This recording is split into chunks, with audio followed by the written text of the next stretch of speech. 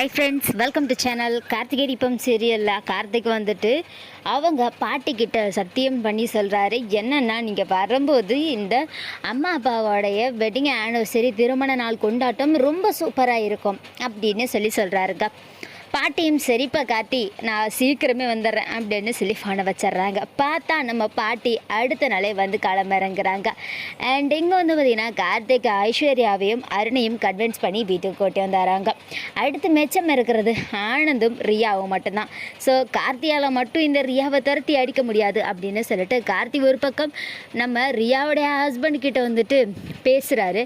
அவருமே வந்துட்டு நான் கண்டிப்பாக உங்களுக்கு ஹெல்ப் பண்ணுவேன், நான் எப்போ வரணும் என்னன்றதை மட்டும் நீங்கள் என்கிட்ட சொல்லுங்கள் ப்ரோ. உங்களுக்கு என் வாழ்க்கை ஸ்பாயில் ஆன மாதிரி உங்கள் பிரதரோட வாழ்க்கையும் ஸ்பாயில் ஆகிறதுக்கு கண்டிப்பாக நான் வந்துட்டு உறுதுணையாக இருக்க மாட்டேன், நான் வந்துட்டு உங்களுக்கு தான் சப்போர்ட் பண்ணுவேன் அப்படின்னு சொல்லிட்டு அவருமே சொல்கிறாருங்க. அண்ட் அதுக்கப்புறம் என்ன நடக்குது அப்படின்னு பார்த்தீங்கன்னா, எல்லோரும் வீட்டில் இருக்கும்போது சரவெடியெல்லாம் பயங்கரமாக வெடிக்குது. ஸோ யார் வராங்க, என்னடா அது வெளியே வெடிக்குதுன்னு சொல்லிட்டு எல்லோரும் வெளியே வந்து பார்த்தா நம்ம பரமேஸ்வரி பாட்டி பயங்கர மாசாக என்ட்ரி கொடுக்குறாங்க. அவங்க என்ன சொல்கிறாங்க அப்படின்னு பார்த்தீங்கன்னா, என்னம்மா நாச்சியா நீ ரொம்பவே திரும்ப இழைச்சிட்ட அப்படின்னு சொல்லி கேட்குறாங்க. அப்படியெல்லாம் ஒன்றும் இல்லைம்மா, நான் இப்படியே தான் இருக்கேன், நீங்கள் தாம்மா அழகாக இருக்கீங்க அப்படின்னு சொல்லி பேசிகிட்டு இருக்காங்க. அதுக்கப்புறம் சரி சரி அப்படின்னு சொல்லும்போது, ஒரு நிமிஷம் நில்லுங்க பாட்டி அப்படின்னு சொல்லிட்டு தீபா வந்து ஆரத்தியெல்லாம் எடுக்கிறாங்க. ஐஸ்வர்யா என்ன நினைக்கிறாங்கன்னா, ஐயோ இவத்தெல்லாம் தாங்க முடியலையே அப்படின்னு சொல்லி ஐஸ்வர்யா நினச்சிக்கிட்டு இருக்காங்க.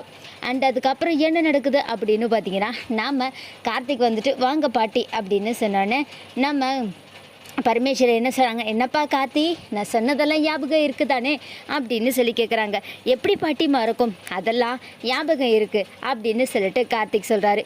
அண்ட் அதுக்கப்புறம் என்ன நடக்குது அப்படின்னா, நம்ம தீபா வந்துட்டு சோகமாக இருந்துகிட்ருக்காங்க. அதோட கையில் கட் போட்டிருக்கிறதுனால ஏன் தீபா என்னாச்சுன்னு கேட்குறாங்க. அது ஒரு சின்ன ஆக்சிடெண்ட் அப்படின்னு சொல்லிட்டு எல்லோரும் வீட்டுக்குள்ளே வந்துடுறாங்க.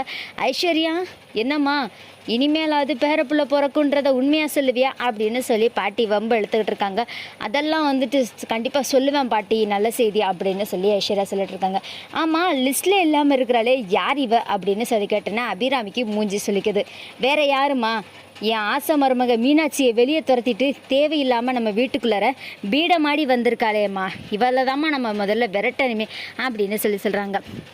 ஏன் அபிராமி வீட்டுக்கு வந்த மருமகளை விரட்டணும்னு சொல்கிற, அவளுக்கு இந்த வீட்டில் மருமகளாக இருக்கிறதுக்கு தகுதி இருக்கா இல்லையான்னு பார்த்துடலாம் அப்படின்னு சொல்லிட்டு நம்ம பாட்டி வந்து பார்த்திங்கன்னா அவங்களுடைய கைவித்தை திறமைகளெல்லாம் களை இருக்க போகிறாங்க.